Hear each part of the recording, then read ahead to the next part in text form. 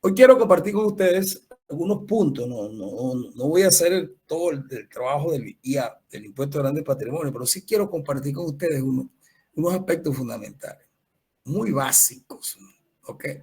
Y hice esta presentación reciente. Es que lo bueno, se lo digo yo, ahora yo me siento feliz porque cada vez que quiero hacer un proyecto tengo la inteligencia artificial a mi lado, la he logrado manejar, no total, pero sí he logrado manejarla. Esos beneficios que ella ofrece, yo los tomo y los uso.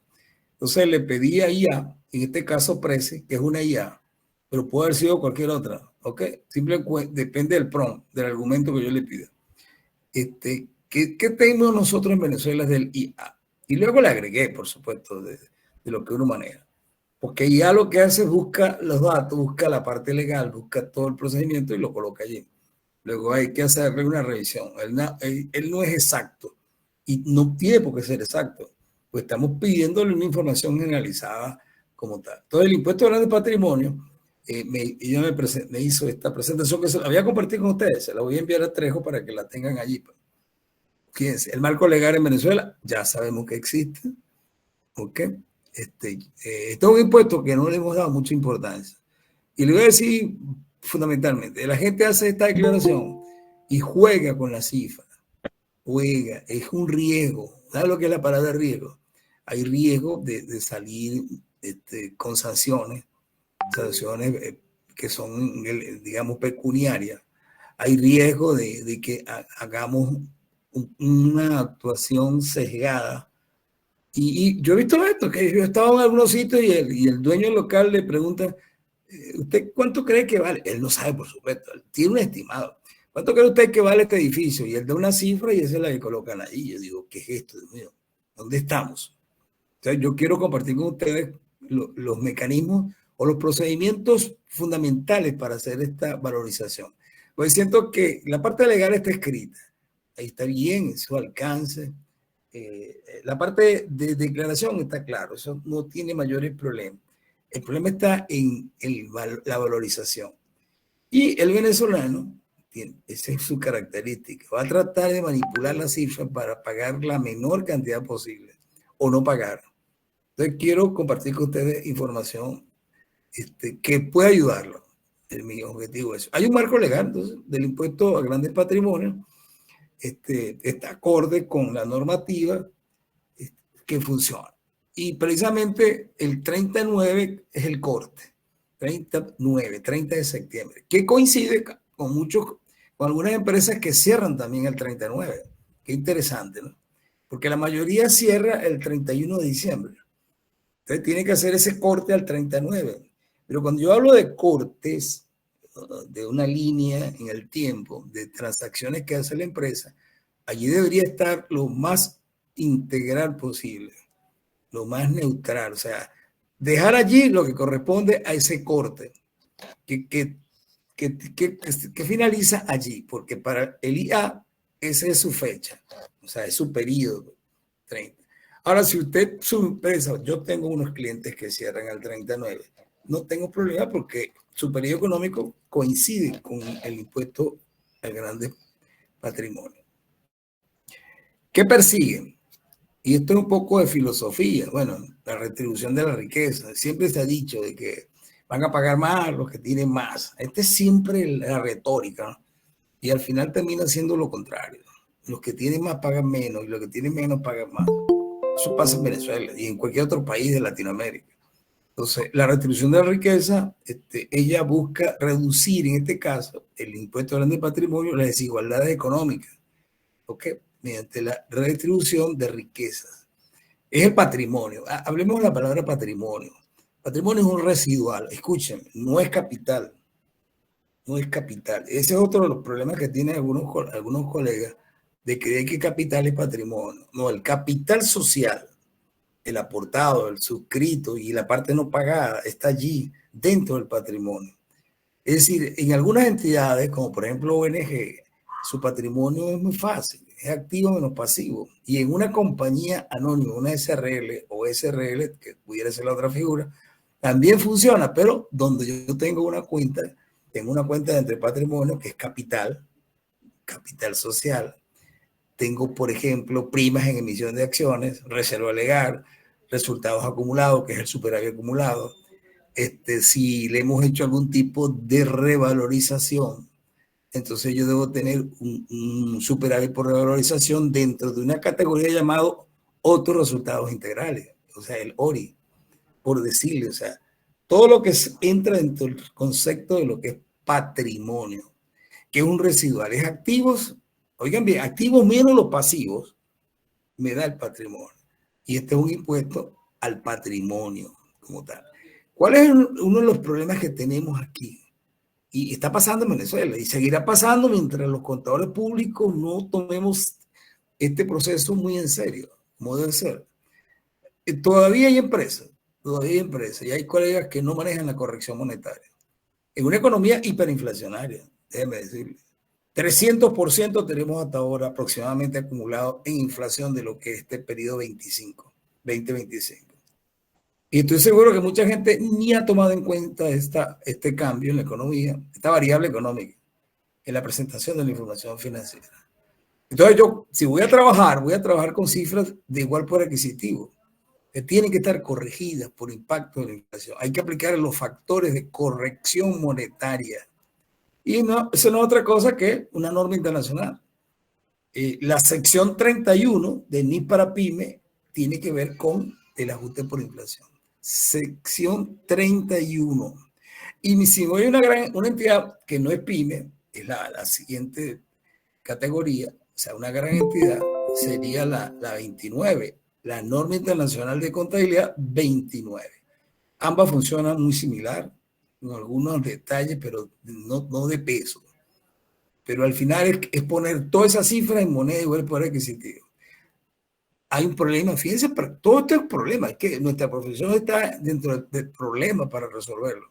El Banco Central aún no quiere dar las cifras, las tiene. Él tiene las cifras de la inflación, de los INPC, que corresponden a noviembre y diciembre del año 24 y lo que va del año 25. Y entonces, ¿qué hace la profesión en Venezuela? La federación, a través del Comité Permanente de Principio de Contabilidad. Bueno, tenemos una alianza con Econométrica. Es una compañía que se encarga de producir índices o variables económicas. Econométrica. Si todos los contadores públicos tienen allí una cuenta en la federación, todos lo tenemos. Si no lo tienen, pues inscríbase. En esa cuenta usted tiene, hay gente que no la consigue de paso, en esa cuenta usted tiene ahí esa información. Donde Econométrica, en donde dice INPC, okay, muestra hasta octubre por el Banco Central, por el BCB. Y luego, al final, en la última línea, va a encontrar los datos de Econométrica. Utilicen, son índices mensuales, variaciones mensuales, y construye la tabla de factores, o sea, el indicador, pues lo que va sucediendo como tal. Nosotros estamos utilizando esa herramienta para corregir la moneda. Pero bueno, yo lo siento, y que yo lo pregunto, ahora que estuvimos en la semana aniversaria, estuve aquí, me quedé en Cumaná, y uno pregunta y no. Es como ve la gallina cuando mira un grano de sal, así igualita. Le sacamos el interés, lo vemos un poco como que no me interesa. No, y eso es una variable económica. Venezuela es un país, oiga, hiperinflacionario, y no considerarlo es ir contra el concepto de imagen fiel. Sin embargo, eso está pasando. Ahora, no solamente es hacer la corrección monetaria, que es un proceso que está normado, está bien establecido. Y lo otro es que debe estar registrado el libro. Hay que hacer el asiento del libro, pues si no, no tiene ningún sentido. Y esos estados financieros en moneda igual por adquisitivo son los que se llevan a la asamblea con el informe del comisario. Quiere decir que el comisario tiene que conocer de corrección monetaria porque él va a opinar. El comisario tiene una función muy clara, inspección y vigilancia en las actividades de la empresa. Inspección y vigilancia en las actividades de la empresa. De ahí donde viene que él tiene el deber de dar un informe sobre la gestión administrativa, financiera, operativa, sobre reclamos que han hecho los otros accionistas o cualquier otra situación que circunde a la entidad. Ese es el comisario. Ese es el comisario que, por cierto, estoy esperando, ya hicieron los cambios en las normas interprofesionales, pero estamos esperando que nos las entreguen para poder divulgarlas, porque esa norma se está quedando bien demorada, bien relegada con relación a la realidad de nuestro país, a lo que está ocurriendo en la vida económica. Bien, entonces el comisario, con su informe, que no es el de la auditoría, no la es, hay gente que dice, yo me pliego el auditor, no, el auditor tiene su informe financiero y el comisario tiene un informe que pues, toca aspectos financieros, pero toca otras áreas. El comisario presenta en la asamblea su informe, previo lo entrega y cada uno de los accionistas lo recibe y lo revisa. El comisario pudiera recomendar, oigan bien, la no aprobación de los estados financieros. Él pudiera. Y la asamblea pudiera aprobar la aprobación, porque la asamblea es la última que tiene poder de decisión, es la máxima autoridad. Sin embargo, el comisario salva su responsabilidad diciendo no, considero que no debería ser aprobado. Entonces, eso es factible, ¿no? Eso no es nada que sea extraño. Si usted ve que lo que usted dice en su trabajo como comisario no conduce a una realidad, hay sesgo, hay datos ocultos, hay manipulación, hay lavado de capitales, todas estas situaciones que no son favorables para una empresa, usted tiene que decirlo. Porque el Código de Comercio le dijo, señor, usted tiene una función de vigilancia e inspección, control sobre las actividades de la empresa. Esa es parte de lo que usted debe hacer.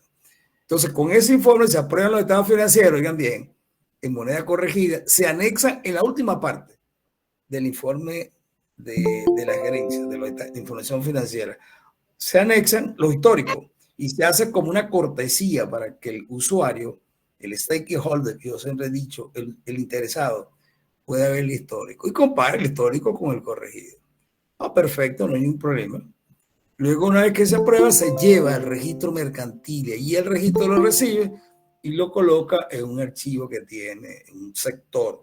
Y esa es la historia de la empresa. Si eso no se hace, bueno, estamos faltando el Código de Comercio. Pero algo más grave, si eso no está en los libros legales, diario, mayor, inventario, peor todavía, porque hay entonces un divorcio, hay una inexactitud, hay una omisión entre lo que son los libros, que es lo máximo, es lo que da la verdad, los libros de contabilidad, sean libros físicos o sean digitales, como usted quiera, pues tiene un software muy bueno, y lo que está en el registro, y es grave.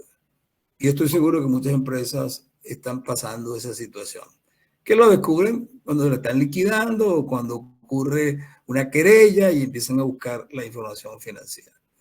¿Por qué les digo esto? Bueno, porque la corrección monetaria es fundamental. En este momento en Venezuela, el día que nuestro país cambie de hiperinflación y vaya a una inflación moderada, empezamos a sopesar, a crear juicio de si consideramos la inflación o la informamos. Pero ahora hay que informarla, hay que considerarla y hay que registrarla. Entonces, ¿qué tiene que hacer un contador público? Oigan bien, usted que está ahí, usted que está comenzando, usted que presta servicio, esos estados financieros, lo que usted utiliza, lo haga usted o lo haga un tercero, tienen que venir moneda de igual poder adquisitivo. Y ahí pasa algo, hablando de valorización, ¿no? Ahí pasa algo interesante. Los activos, cuando usted los corrige, o sea, usted le aplica los factores de corrección, al final debe quedar el valor recuperable. ¿Okay? ¿Qué es el valor recuperable? Que también lo podemos utilizar aquí en IGP. El valor recuperable es el que realmente representa el activo. Porque ocurre lo siguiente, usted tiene un activo, o sea, tiene un edificio, tiene un grupo de mobiliarios, de maquinaria y le aplica los factores. Los factores son nacionales, no locales. Y usted está en un sitio donde la situación cambia totalmente, es diferente. O tiene impactos que no son los nacionales, son específicos. Y cuando le aplica el factor, la cantidad le da una cifra que se aleja de la realidad. Entonces, ahí es donde viene el valor recuperable. Entonces, usted habla con las personas encargadas de la parte operativa, usted mismo puede opinar y dice, no, su valor recuperable en el mercado no es ese. está sobreestimado y lo baja, lo reduce. ¿Cómo lo reduce? Para poder hacerlo, tiene que hacer un asiento. Usted rebaja, ¿verdad?, el monto a la cantidad recuperable y coloca una buena nota explicativa. Eso hay que hacerlo, porque yo no puedo decir que un edificio corregido tiene una cifra, pero totalmente astronómica. Cuando vayan a venderlo, cuando vayan a hacer operaciones, estaríamos falseando la realidad. Eso es parte de lo que es la valorización, cuando estoy haciendo corrección monetaria.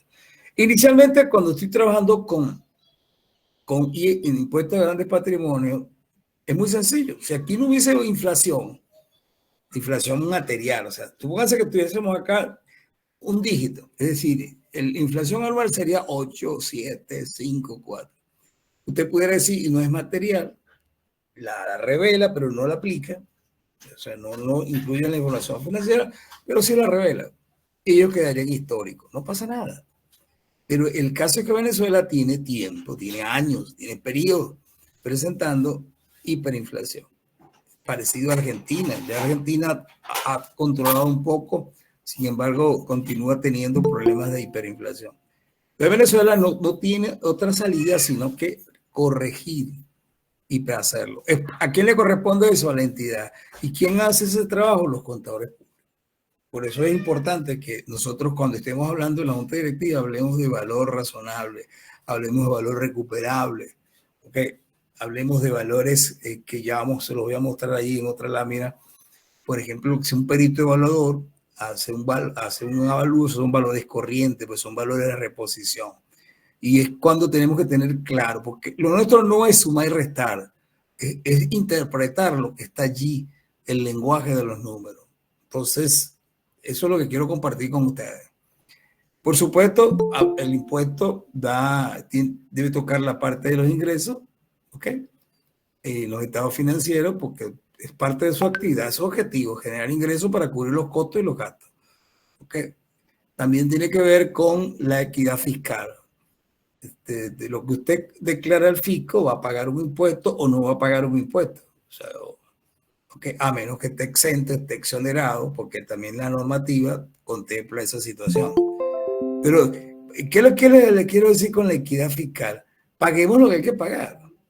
En la actividad que hice allá en Barranquilla, en Colombia, vía online, no fue que estuve allá en Colombia, dice Gustavo. Una de las quejas que hacían la Cámara de Comercio y otros que estaban allí era eso, falsificar la información. La gente, su criterio es no pagar impuestos. Y yo le digo, bueno, si no pagas impuestos, el fisco no tiene recursos o baja la recaudación. Y al bajar eso tiene sus consecuencias en todo lo que se relaciona con esos impuestos. Evidentemente, no tendrá servicios, la limpieza de las calles, la vigilancia, etcétera, etcétera. O sea, entendamos, y esto ocurre en los países avanzados, ocurre en Noruega, en Dinamarca, en los Estados Unidos, en Inglaterra. Hay un criterio de pagar el impuesto. ¿Por qué? Porque tengo beneficios, tengo seguridad. Yo entiendo que en Venezuela eso no ocurre, pero eso no puede ser mi excusa para no pagar, para yo falsear, para eludir o evadir el fisco. Y eso es lo que ocurre con el IGP. Mucha gente no lo hace por esto o maquilla. He visto estos casos, pues. Hay activos que no están allí y las empresas los tienen, lo están utilizando, pero no han sido reconocidos. Y yo digo que qué barbaridad. Ahí está el activo y lo está utilizando, está produciendo, porque para ser activo tiene que generar beneficio económico. Sin embargo, no lo está incluyendo dentro de la declaración. O le cambia las cifras. Entonces ya voy a decirle qué deberíamos hacer con la información financiera que se refiere a esto. Esto tiene un alcance, se aplica a personas naturales y personas jurídicas, siempre y cuando se cumplan los criterios.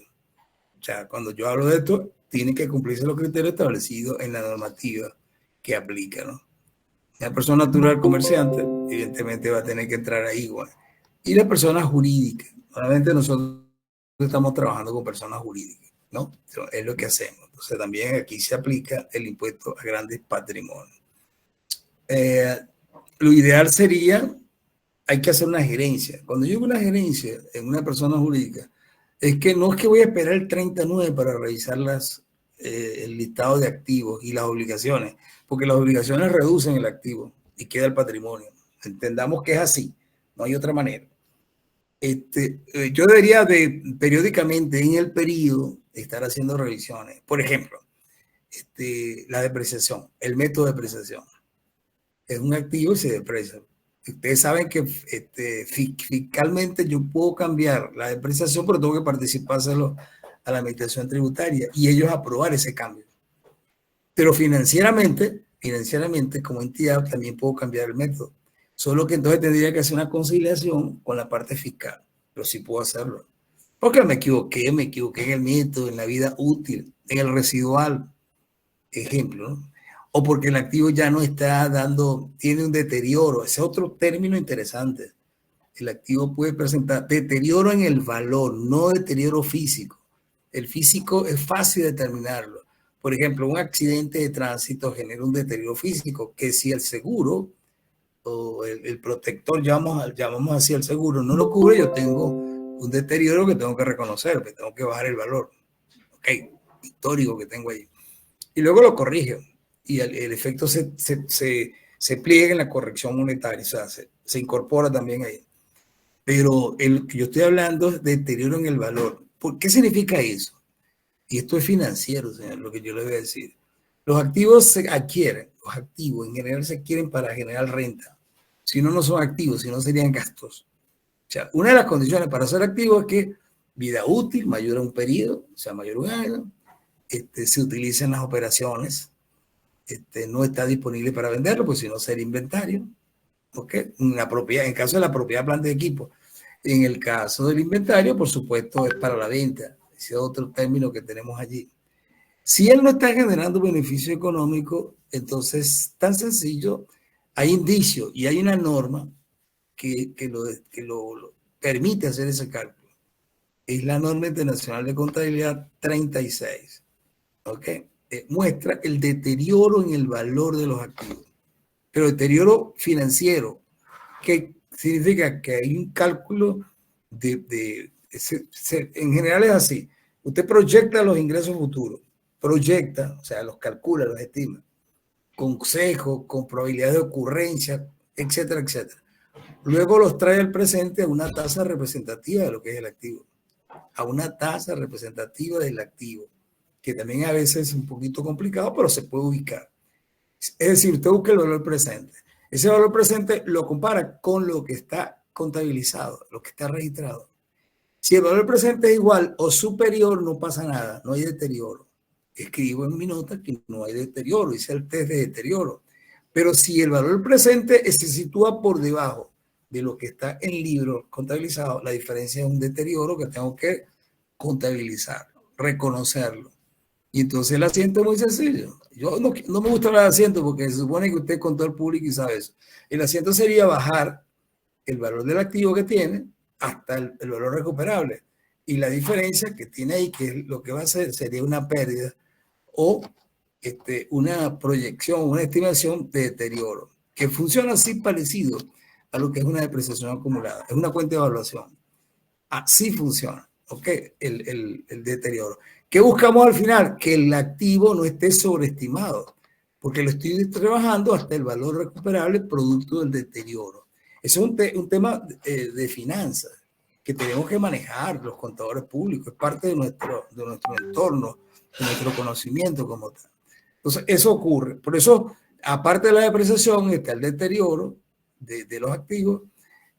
Algo interesante, nosotros, la depreciación, la vida útil es un estimado.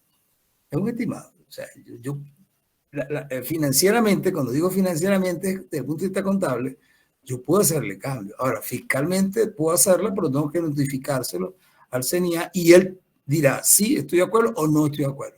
Imaginemos que está de acuerdo el CENIA. Entonces sigue funcionando igual que la empresa. Pero si el CENIA dice no, entonces yo tendría que hacerlo en la empresa como yo lo considero, porque estoy hablando precisamente de una imagen fiel en la empresa. Y cuando voy a hacer mi declaración, lo hago por lo que el fisco considera. O sea, no hago el cambio. Y entonces aparece pues el impacto en la parte fiscal. tengo que revelarlo en la nota, tengo que hacer el cálculo como tal. Ocurre muy pocas veces, pero es factible.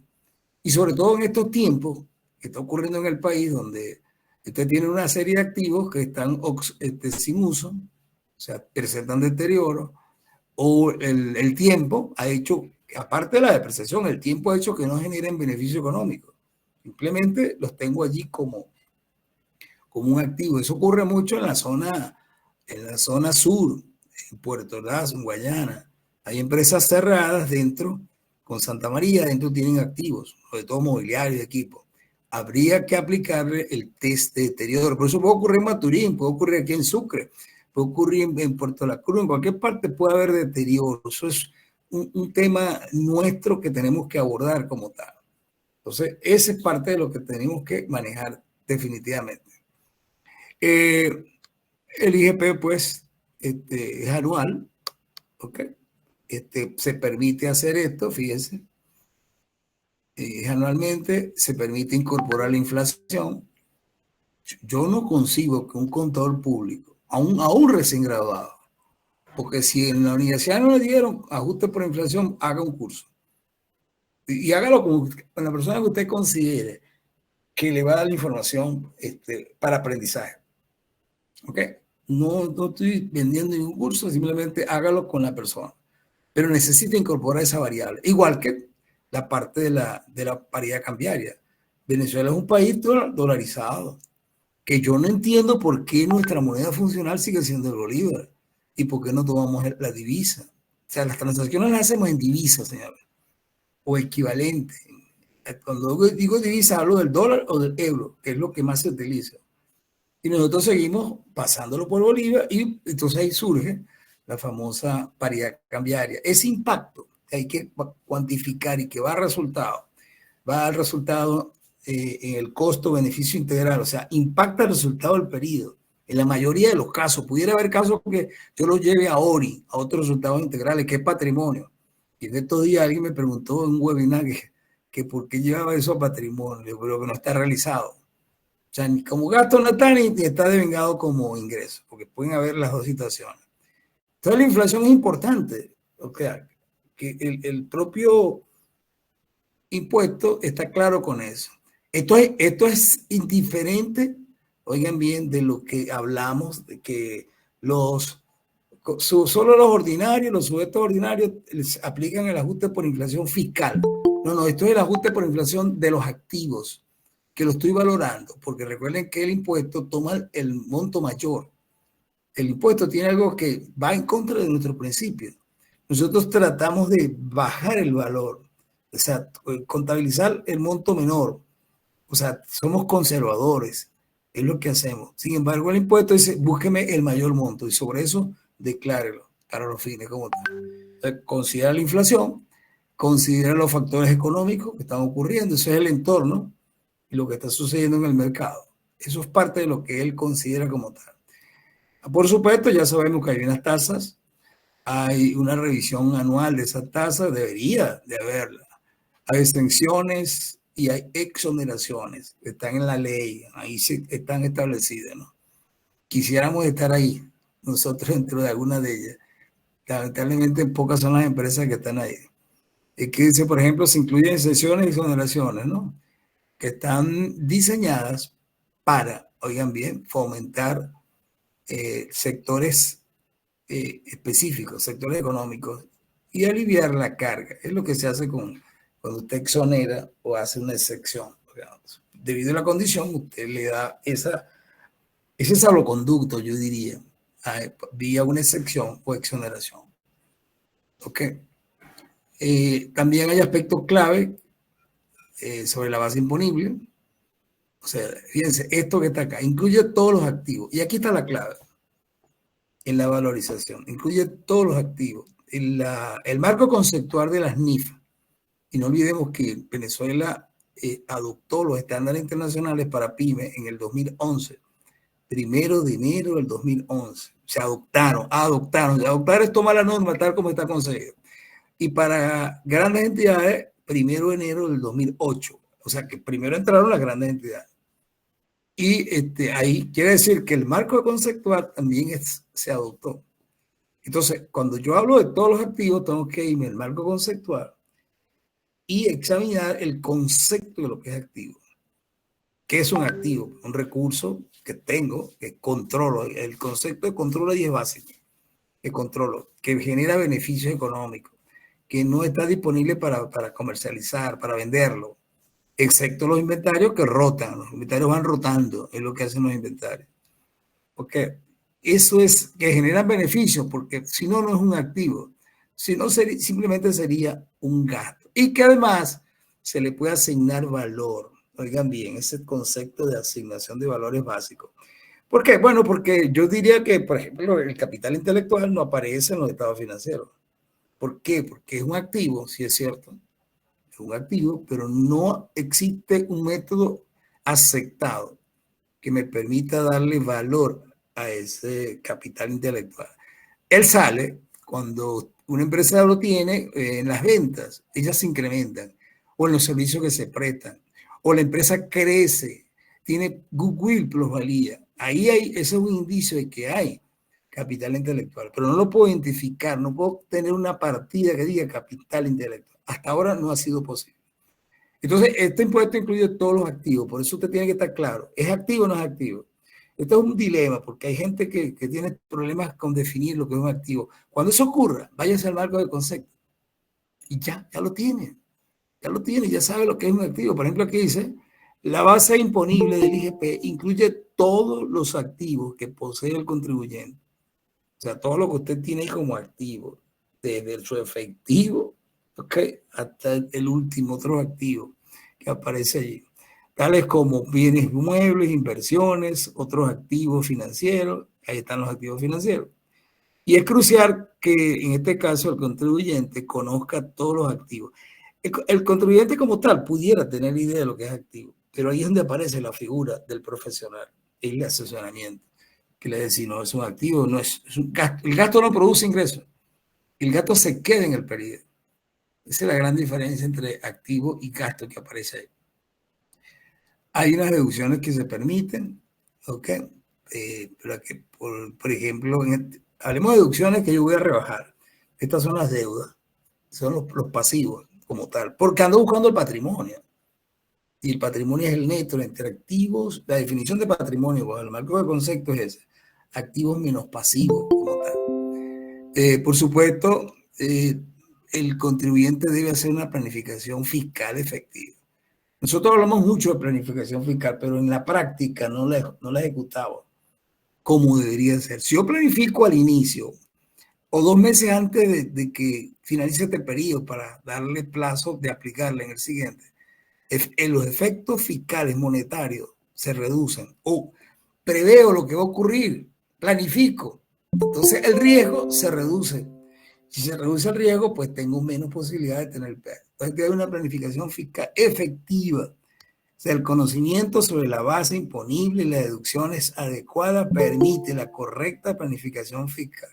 Eso es otra palabra. Hay que leer bien la ley, la caseta, la jurisprudencia. Hay jurisprudencia sobre casos que han ocurrido con el IGP, que tiene que manejarlo también.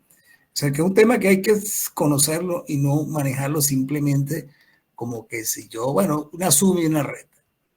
Hay un enfoque de mercado y aquí es donde viene lo interesante. Los activos se valorizan al precio de mercado. Partiendo del costo histórico, se corrigen. El costo histórico es el costo inicial, la valorización que se hizo inicialmente. En el caso nuestro, lo corregimos por impacto de la inflación. Es obvio. Y luego buscamos el valor de mercado, que pudiera ser el de la corrección monetaria, pero normalmente no es así. Si es por encima, bueno, suba. Si es por debajo, bajo. Era lo que yo le decía, valor recuperable. Entonces, la valorización es importante porque es la que yo voy a llevar. Hay activos que pudieran ser entonces valorizados utilizando avalúos. Los avalúos son costosos y el cliente que se vaya por esa opción debe estar claro que va a tener que erogar dinero. Yo recomiendo que hagan avalúos cuando exista poca precisión en la valorización. Entonces recurrimos a los peritos evaluadores, que ellos utilizan unas normas, oigan bien, similares a las normas internacionales de información financiera. Ya más adelante se las voy a mostrar. llamada Norma Internacional de Evaluación. Y cuando hacen su avalúo, lo hacen así. Ellos utilizan el valor razonable. Fíjense cómo esa norma, el valor razonable, la tenemos ahí siempre. Siempre va a estar ahí. Y por lo tanto es importante manejarla, no desecharla y no darle el peso específico que tiene. Entonces, fíjense lo que sucede. Hay que hacer un análisis de precios de los activos similares en el mercado. Eso nos ayuda mucho. Y allí aparecen las revistas, los folletos, los catálogos, lo que mi proveedor ofrece en el mercado, porque el valor razonable del mercado está sectorizado donde la empresa funciona. Y el valor razonable, siempre lo he dicho, en Maturín es distinto en Puerto Ordaz, es diferente en Maracaibo, diferente en Guárico, diferente en el Zulia, diferente en Nueva Esparta, muy diferente en Anzoátegui y aquí en Sucre. Es local porque es el precio de intercambio, lo que está un mercado activo donde los compradores y vendedores están dispuestos a transar. ¿Okay? Eso es el valor razonable y así debería yo considerarlo. ¿Okay? Y hay mercados que son muy claros para definirlo. Está el mercado y está el costo. El costo es cuando no tengo mercado, no estoy seguro, puedo recurrir al costo. Pero ese costo en Venezuela tiene un impacto, ese activo no monetario debe ser corregido por impacto de la inflación. Porque sucede algo, el efectivo es monetario, no lo voy a corregir, sino que su efecto aparece en la corrección monetaria. Aparece en el resultado monetario del ejercicio. Ahí aparecen las partidas monetarias. Su ganancia o pérdida aparece en el resultado monetario del ejercicio, que es todo un proceso, ¿no? De cálculo, de hacerlo. En las otras, las no monetarias, que son las que se le aplican los factores de corrección, bueno, aparecen allí con sus valores corregidos. ¿Ok? Si hago un asiento, eso iría a patrimonio, ¿ok? En la valorización que estoy haciendo. Entonces, hay partidas que no tienen, que no les puedo conseguir valor razonable, por X razón. O acabo de comprarlo, recién he adquirido un bien y que voy a utilizar el costo. Por supuesto, en la medida que pasa el tiempo, ese costo se va modificando. Es lo que tengo que hacer. Fíjense que todo esto que yo le he dicho es importante que uno tenga una agenda, un checklist de cómo yo voy trabajando. Importante, las partidas relacionadas con la medición de los activos. Importante, mis queridos amigos. Aquí está algo que quise colocárselo, que es la correcta asignación de los valores. La correcta, hay que cambiar la palabra. De los valores a los activos grabados por el IGP es esencial para garantizar, un sistema fiscal justo. Y ahí es donde fallamos a veces, cambiamos, no incluimos, modificamos. ¿Qué debemos hacer antes de septiembre, en agosto, en julio, en junio? Estar revisando los activos y ver si presentan deterioro. Algunos pudieran darse de baja, y el darse de baja ya no están ahí, pues. Algunos pudieran ser vendidos y va a generar un efecto ahí de ganancia o pérdida. O sea, ir haciéndole un control interno a los distintos activos. Sin embargo, eso lo olvidamos. Y entonces tenemos en la contabilidad unos activos que no existen y que no están generando ningún beneficio y sin embargo los mantenemos como activos. Entonces, por eso es importante el control, la identificación, la valorización de los activos. Y eso en una economía, digamos, equitativa, justa, va a ayudar al sistema fiscal. Esta asignación debe, según las normativas establecidas, empleando criterios claros y objetivos que aseguren, esta palabra interesante, la equidad, justicia, entre los contribuyentes. No cabe, eso genera también transparencia, que es un proceso fundamental. Esa palabra transparencia la utilizamos mucho en nuestra profesión. Se trata de ser transparente. Recuerden que hay un proceso que se llama ética profesional. Y no hablemos de ética si no somos transparentes con el manejo de la información financiera. Hay una evolución que hemos tenido, 2003, 2010, 2018 y 2022. ¿Ok? Hemos tenido una evolución de cambio. La declaración, que ahora es totalmente vía online, digitalizada, pero en el pasado era manual, eran unos formularios. Entonces aquí están los formularios, yo le coloco aquí que ahora es por medio digitalizado, porque ya ahora es muy fácil hacerla. Incluso en el portal usted puede ir cargando los datos y no le debe declarar todavía, pero puede ir cargándolo y cuando esté seguro hace la operación. ¿Okay? Debe cumplir con los plazos establecidos para ello, para evitar sanciones y recargos que pudieran generarse con ese retardo. Por supuesto, la presentación que tiene, tenemos 39, puede presentarlo en octubre o puede presentarlo en noviembre, ¿ok? Para hacerlo sin mayores problemas. El pago también está normado, los métodos y plazos para pagar, eso ya ustedes lo manejan muy bien. Fecha de pago y declaración del IGP, se paga anualmente, no lo olviden, ¿ok? Y requerimientos del contribuyente del IGP. Unas recomendaciones. Aquí pongan atención a lo que yo quiero compartir con ustedes aquí. Este es el valor agregado. Hay que mantenerse actualizado. Dentro de la sala hay una persona que yo siempre veo allí, ¿no? Y otras, pero me acuerdo de una que está allí. A pesar de su, no quiero decir que es antigua, ¿no? A pesar de su estatus de nacimiento, su edad, está allí actualizándose continuamente. Ella sabe quién es, no lo voy a decir, ¿no? Ella sabe quién es. Pero qué bueno, porque es que eso implica que está viviendo, se está actualizando. Y esto es un mensaje para todos los que están, todos nosotros, mantenerse actualizado. No hay otra manera de vivir, de sentir que usted está presente en esta profesión. Hay gente que anda totalmente desfasada. Hoy conversaba con un joven recién graduado y le decía, no vaya a trabajar sector público, o a menos que sea muy necesario, no tenga otra opción. Porque una de las consecuencias del sector público es que se desactualizan. Usted va a aprender lo que es el sector público, pero al salir de ahí no tiene nada que ver con su profesión. Va a tener que comenzar otra vez a leer. A menos que usted, dentro de esa actividad que hace el sector público, mantenga su conocimiento actualizado. Si lo hace, no hay ningún problema. Igualmente, la banca, el que entra a las instituciones financieras, aprende lo que es banco. Y pasa 20 años en banco y cuando sale, solamente banco.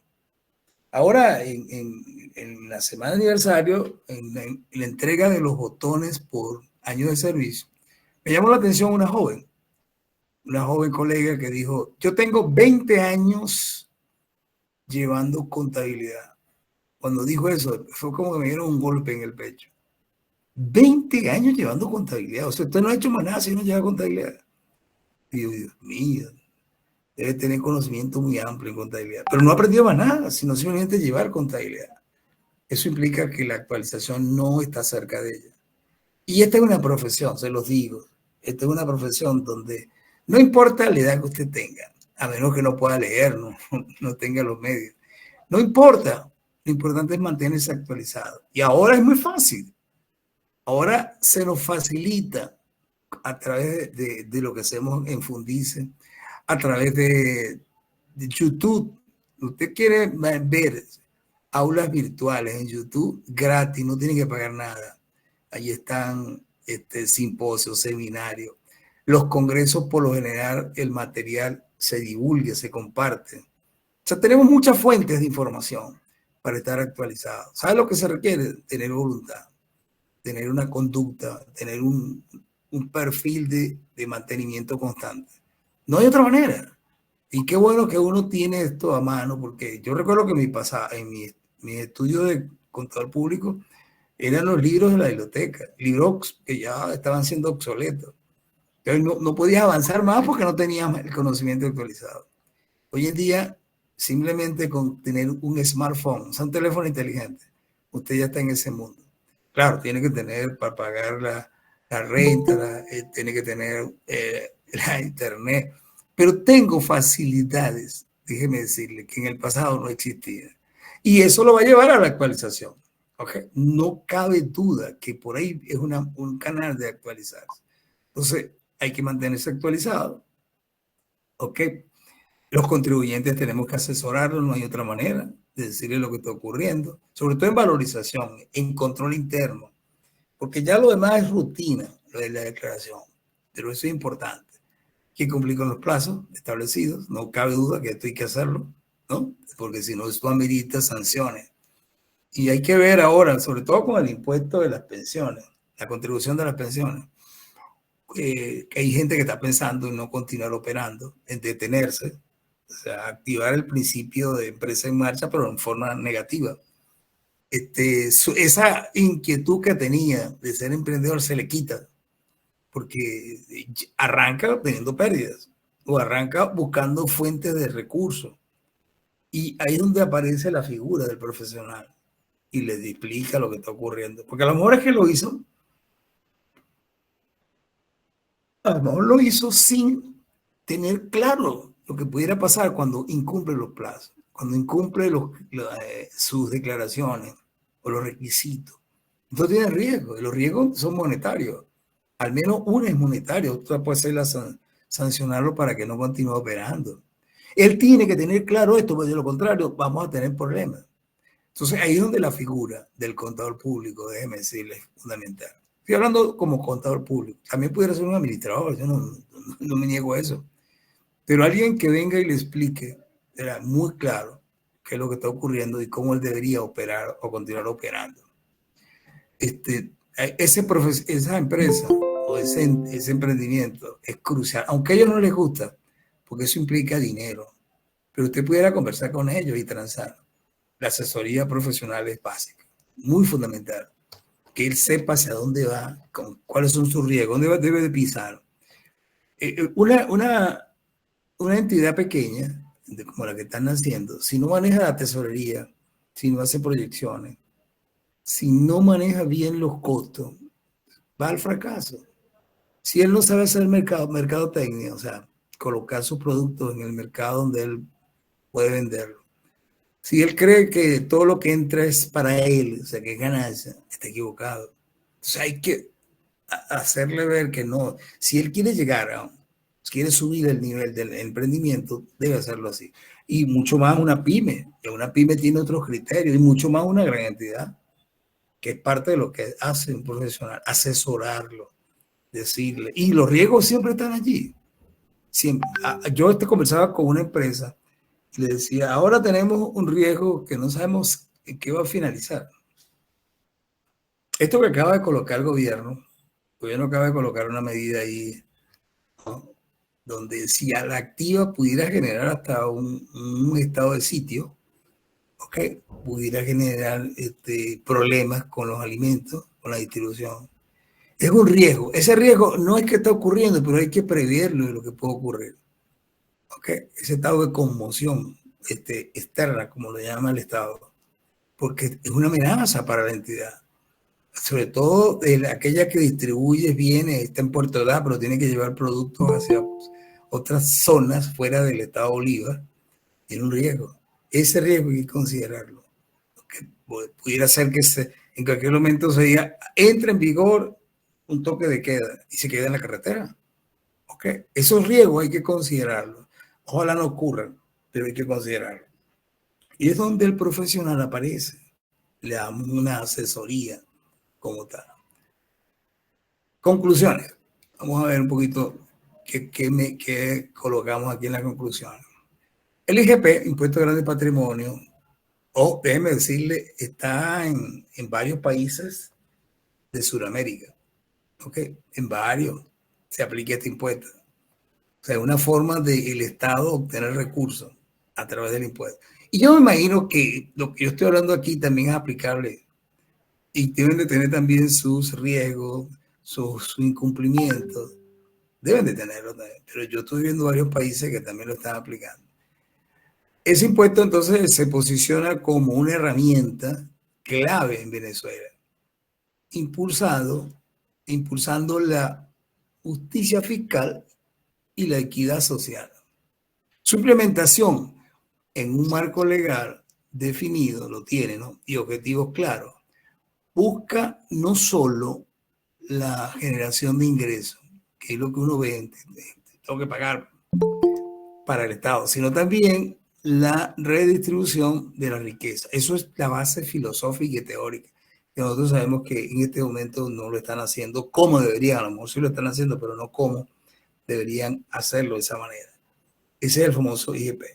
Entonces, mi recomendación ya final. Deberíamos,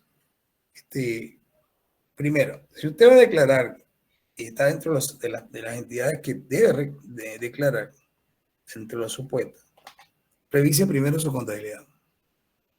La contabilidad es el espejo de lo que hace la empresa. Una contabilidad bien llevada, no con comisiones ni con información sesgada. ¿Ok?